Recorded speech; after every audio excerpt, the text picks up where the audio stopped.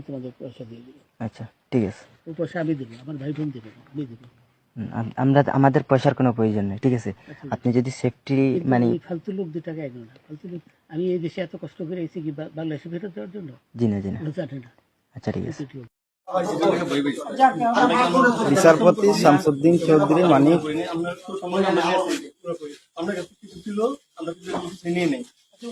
আচ্ছা ঠিক আছে, ওকে।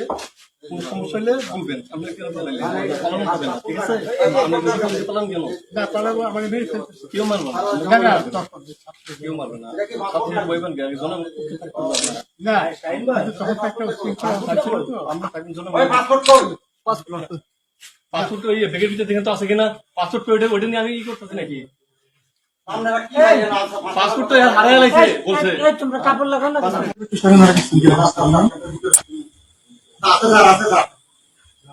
আছে